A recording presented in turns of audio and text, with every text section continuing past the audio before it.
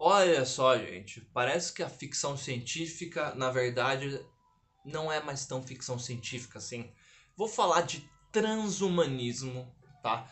Seja muito bem-vindo ao canal do Trouxa. Meu nome é Michael Fell e hoje vai ser uma abordagem neossimplista sobre o conceito de transhumanismo. Então, ó, o que é transhumanismo? Um conceito.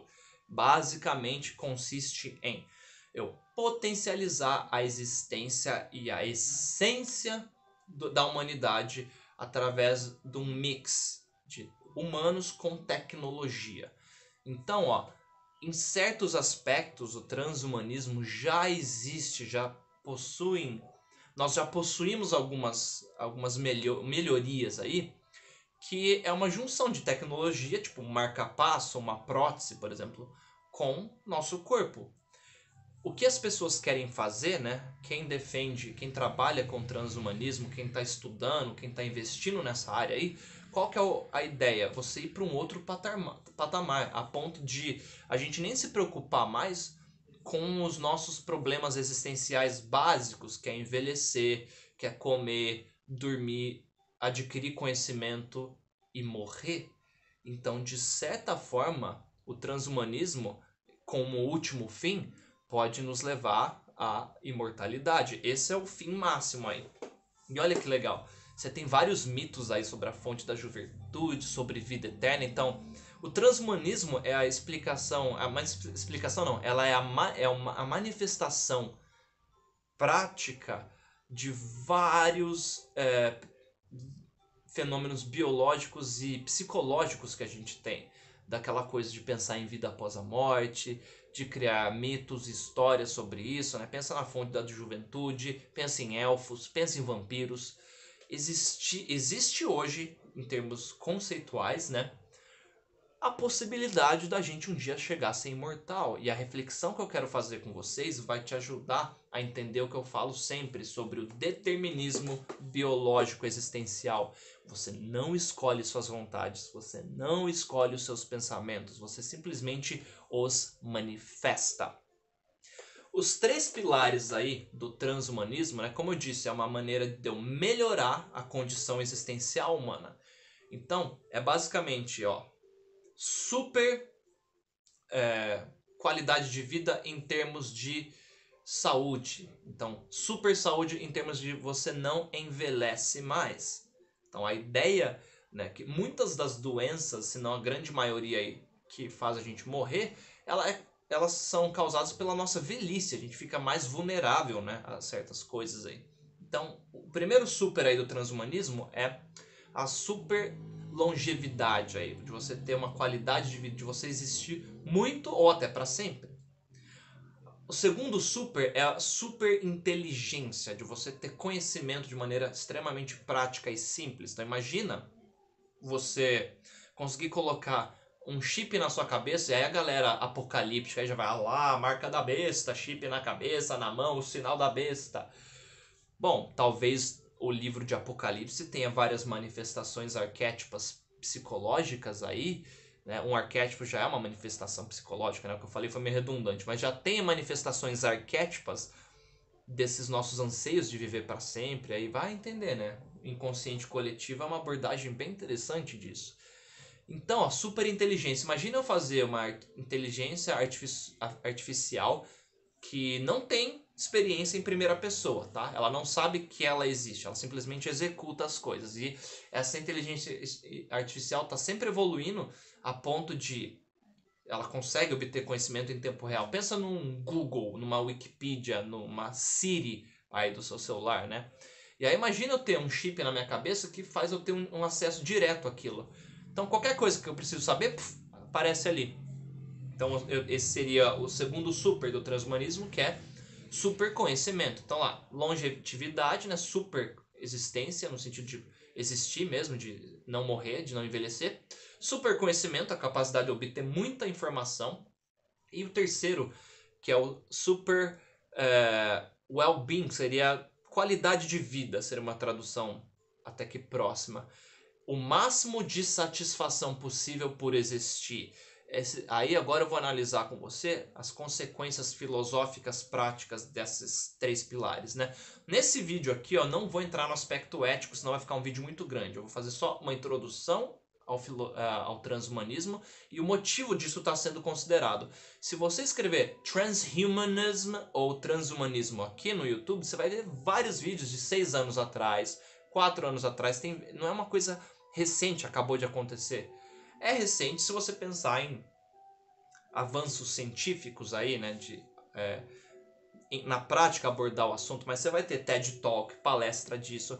O conceito de transhumanismo, que é viver para sempre, cara, desde que o ser humano é ser humano, aí como ser consciente da próxima, né, de saber que ele existe, já tem manifestação em termos de mito aí, da pessoa ficar imortal, dos deuses, enfim. Então vamos lá, ó. Eu viver para sempre. A pessoa não envelhecer mais. Pensa no Dorian Gray aí. O Dorian Gray tem uma manifestação arquétipa interessante disso, que é o imortal hedonista. Bom, se eu não morro mais, vai dar um vazio existencial isso? Porque o fato da gente saber que a gente pode morrer, a gente evita pensar nisso, né? Mas por isso que a gente vive no automático a maior parte do tempo. Mas quando a gente pensa que aquele momento pode ser o último, seja ele de tristeza ou felicidade, dá uma outra perspectiva. Você está muito feliz, você tem algo que você ama muito e você percebe que aquilo não é eterno, no sentido de aquela situação, aquele estágio da matéria, aquela situação, ela vai se desenvolver para uma outra coisa. Quando eu falo que não é eterno, eu acredito que tudo que exista sempre existiu. A gente observa estágios de mudança da matéria. Eu estou falando na nossa concepção individual de vida e morte como estágios, né? Se você tá com alguém que você ama muito, você pode pensar, uma hora esse relacionamento pode acabar, uma hora um dos dois pode morrer, então aquela situação ela não vai durar para sempre, ela vai ser alterada uma hora, né? Seja por causa da morte, né? Que é quando você para de estar consciente ali. Você pode, né, usar esse fato que um dia você vai morrer para dar mais valor para a coisa. Aí imagina que eu chego para você e falo que você vai viver para sempre. Será que isso mudaria as dinâmicas dos casais aí? Porque se você vive para sempre, você não precisa passar seus genes, você não precisa fazer filho. Então será que você ia querer ser monogâmico e casar? Né? Muita gente rejeita, né, a ideia de monogamia e de casamento porque a pessoa pensa, eu não quero ter filhos porque eu vou ficar com uma pessoa só. Tá? Tem outros que já falam, não, eu vou morrer um dia, eu quero alguém para eu dividir essa vida aqui, ou até para cuidar de mim na velhice, ou, enfim, tem pessoas que têm essa visão. E se você vivesse para sempre, você tá no estágio que você nunca vai ser mais velho em termos de deteriorização física, tá? De se decompor ali, de envelhecer no sentido físico, tá? Não mental ali. Você não vai ser mais velho do que você é, então você vai somar anos na sua existência, mas vai ser simplesmente, nossa, fiquei um ano mais velho, mas não quer dizer que eu fiquei um ano mais próximo de morrer, porque o meu corpo ele não vai envelhecer no sentido de deteriorização aí, de decomposição, tá? Então, as nossas relações aí, muita coisa iria mudar, né? Se você pensar que você jamais irá morrer, será que você ficaria mais inconsequente? Né? O fato de você poder levar um tiro que você não morre, você só vai ter que ir num mecânico ali para arrumar ali onde foi danificado, as coisas mudam. Será que a gente ia ter o nosso senso de urgência? Você vive para sempre. Peraí, então se eu vivo para sempre, será que você iria parar de se alimentar? E agora eu vou fazer uma prova simples, ó, de você não escolhe gostar do que você gosta. Faz um exercício comigo agora, você pode até comentar aí, antes de eu dar a conclusão. Se você tivesse a opção de colocar um mecanismo, né, ali no seu corpo, pensa um aparelhinho assim que vai ser colocado na sua pele, é que os cristãos já ficam pensando, a marca da besta, ha! Ou pensa então numa pílula, se você tomasse uma pílula, que ela ia mudar a sua... Imagina que a pílula tá cheia de nanorobôs ali, robozinhos minúsculos, né, a nível celular ali, que iam mudar a composição do seu corpo. Ou se você pudesse tomar uma poção mágica, tá vendo aí como isso se manifesta em mitos, gente? Imagina que você pudesse tomar uma pílula, colocar um aparelho no seu corpo, que nunca mais você ia precisar comer. Ela ia mudar a sua composição corporal, que você respirar fosse energia, que você receber luz solar seria energia. Você não ia mais precisar comer. Então você nunca mais iria sentir fome. Quando eu falo de precisar comer, automaticamente você pensa, nossa, mas é tão gostoso comer uma pizza, uma lasanha, minhas comidas favoritas. Mas imagina que você não ia mais sentir fome, porque o desconforto, ele só existe, a fome só existe para te obrigar, por isso que você é determinado a sentir o que você sente, a pensar o que você sente, a ser o que você é. Você não escolhe. Livre-arbítrio é uma ilusão. Você só sente fome porque você precisa consumir recursos, comida. Você sente sede porque você precisa se hidratar. Senão isso vai potencializar a sua extinção.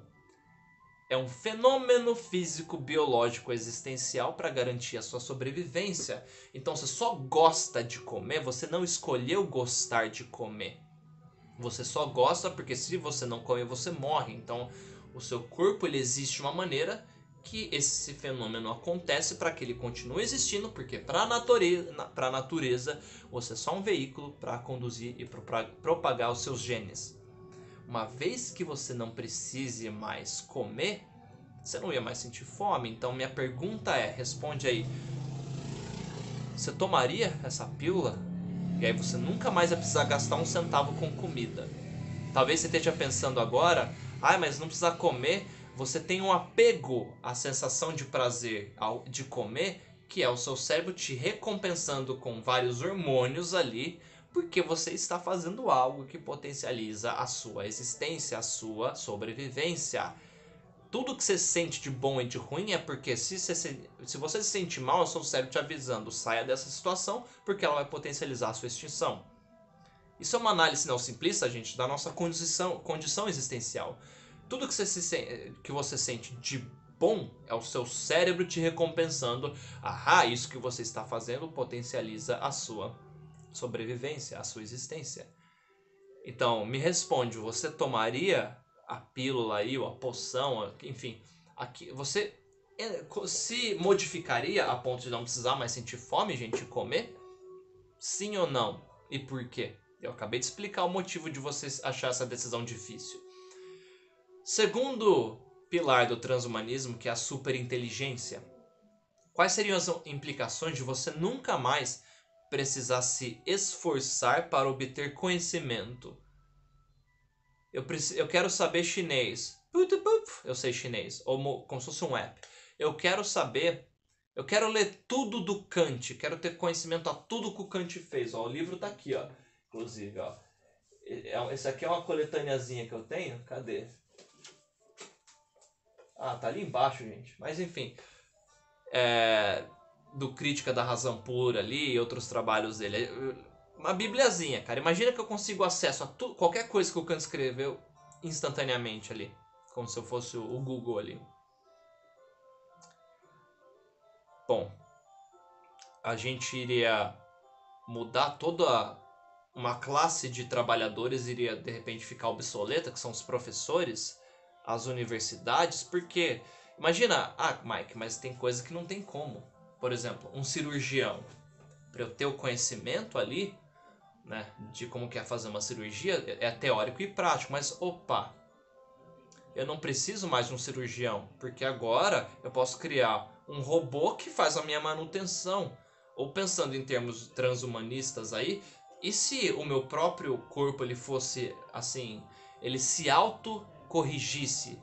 Você precisa de tal coisa. Aí eu vou lá e só coloco aquela coisa que está faltando e tudo acontece de maneira automática. Pensa no Windows Update biológico aí, transhumano, né?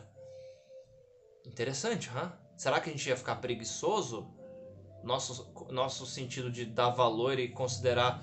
A gente não ia mais separar as pessoas inteligentes e burras nesse sentido, né?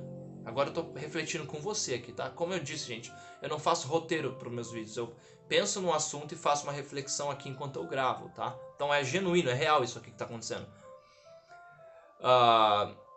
Iria mudar a nossa concepção, certo? De inteligente, de burro. Então, quais seriam as consequências práticas disso? E o terceiro pilar, esse eu acho que é o mais interessante, que é o do well-being em inglês, tá? Que seria basicamente de sentir prazer por estar vivo, qualidade de vida, satisfação e felicidade. Pensa assim, a sua existência ela é a mais prazerosa possível. O que é a felicidade? O momento de recompensa quando você atinge um fim. Hormônios produzidos pelo seu cérebro para que você seja recompensado por ter feito algo que potencializa a sua existência. Mas a partir do momento que você não morre, essa dinâmica mudaria, certo? Os mecanismos de dor e prazer do seu cérebro, eles seriam alterados, porque você ia ter uma inteligência artificial, controlando isso. Será que o que faz a gente se mover é um desconforto? Se você não tem o desconforto, a produção de hormônios, você não faz nada. Se você não morre, por que você precisaria fazer qualquer coisa? Você não sente fome? E se você não precisasse mais dormir? E aí? Você tomaria a pílula, faria o update se você não precisasse mais dormir? Você não precisa comer e não precisa dormir. Você simplesmente está acordado e você existe. E aí, quais seriam as consequências práticas disso? O que a gente tem em mitos que eu consigo pensar aqui no caso do Dorian Gray, por exemplo, ele é extremamente hedonista, então ele ainda tem a capacidade de sentir prazer. Né? Ele só não morre, ele sente dor e prazer. Então se eu dar um tiro nele, vai doer. Se ele levar um pé na bunda de alguém que ele ama, vai doer. Então, teoricamente, o cérebro dele produz esses hormônios de mal-estar aí. Só que como a inteligência artificial, ela seria 100% eficiente.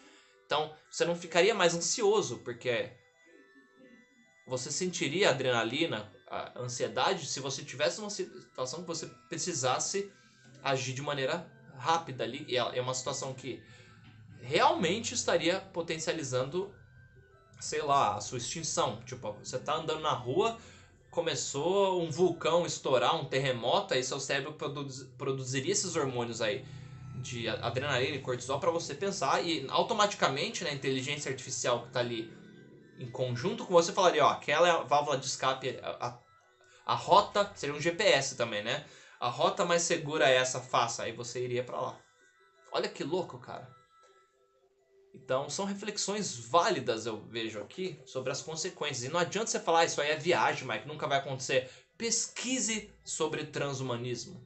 Eu demorei tanto para gravar esse vídeo, cara, porque eu queria realmente trazer uma reflexão, não se vai acontecer ou não. É muito provável que vai, só não vai se for proibida. E talvez mesmo sendo proibida, quem tá no controle aí vai fazer por trás das cortinas, né? Eu não quero parecer conspiracionista, mas vocês sabem que tem um grupinho que controla a humanidade. Então, os mecanismos de dor e prazer, eles são extremamente importantes, é o que garante a nossa sobrevivência. Uma vez que você simplesmente não morre mais, não envelhece mais, não precisa ter não tem mais algumas necessidades biológicas básicas, que é comer e dormir, e você consegue aprender várias coisas, talvez o seu cérebro, caramba, ó, eu falei do exemplo do cirurgião ali, mas o seu cérebro poderia criar falsas memórias de você fazendo aquela coisa, então como se você tivesse feito na prática. E aí você teria a aptidão de fazer aquilo, porque você tem a memória de já ter feito várias vezes. Então, os seus músculos ali é como se eu não ia ficar mais forte, né? Não dá pra eu ter a memória de ir na academia há um ano e eu fiquei forte automaticamente. Porém, em termos de nutrição aí, daria pra talvez a composição corporal mudar. Dá pra você ir longe nisso, cara. O seu cérebro produziu uma memória falsa, a inteligência artificial. Eu não sei dirigir, eu quero aprender a dirigir. Então o AI ali, a inteligência artificial, cria minha memória de aprender a dirigir e pronto, agora se eu pegar um carro, todo o meu corpo ele funciona, meu cérebro consegue direcionar o meu corpo e eu sei dirigir por causa que eu tenho uma falsa memória de aprender a dirigir. Uau! Quais são os aspectos óbvios de benefício da humanidade do transhumanismo? Com alteração de genes aí. Vamos supor que o meu filho, né? Eu tive um filho aí, né? Pensando que a gente ainda se reproduza dessa maneira, mas o meu filho ele vai nascer com doenças crônicas. Aí os nanorobôs ali, os nanobots ali, eliminam isso. Eu faço uma alteração no código genético para ter o melhor ser humano possível. Parece uma coisa meio de eugenista, tal. Talvez as pessoas usem nesse sentido aí. Eu criar o melhor ser humano possível no sentido de eficiência. Então, mais inteligente, que vai viver pelo máximo de tempo possível, ou talvez até não morre, né? Que não é fadado pelas condições existenciais que a gente tem e que não é mais vulnerável a doenças. Imagina, a pessoa pegou Covid e automaticamente ali não tem mais. A pessoa teria depressão crônica, porque o funcionamento do cérebro dela ali estaria comprometido. Aí a gente tem uma alteração no código genético, a pessoa não tem mais essas doenças. Então, eu imagino que as pessoas usariam isso no aspecto estético, né? Alterações físicas aí. É uma reflexão bem intrigante, cara. Provavelmente eu farei mais vídeos sobre esse assunto de transhumanismo. Talvez no aspecto ético. Seria ético fazer isso ou não? Como que a gente lida com isso? Porque a gente tem hoje os estados que não são éticos, tá? Controlando a humanidade. Quais seriam os aspectos perigosos e benéficos em relação ao transhumanismo? Deixa aí o seu comentário. Eu tenho alguns inscritos que já acompanham o transhumanismo, né? Dá sua opinião sobre a minha abordagem desse vídeo aí. Ela foi bem genérica, eu sei, mas mais superficial, porque é um vídeo de introdução, tá bom, gente? Se vocês gostarem dessa reflexão, eu faço mais vídeos sobre esse assunto. Vou continuar estudando ele, tá bom? Por hoje é só. Eu quero que você me responda o seguinte. Quais alterações você faria aí? Então, você pode, de repente, pensar no... Eu nunca mais quero sofrer por amor. Aí você faria essa alteração. É tipo o vampiro do Vampire Diaries, lá quando eles desligam o lado emocional dele. E ficam extremamente frios aí. Quais alterações você faria, tá? Eu vou fazer um vídeo pensando no aspecto reprodutivo, sexual, emocional, considerando isso aí, o transhumanismo. Então, responde aí o que você faria com isso. Você viraria um transhumano ou não?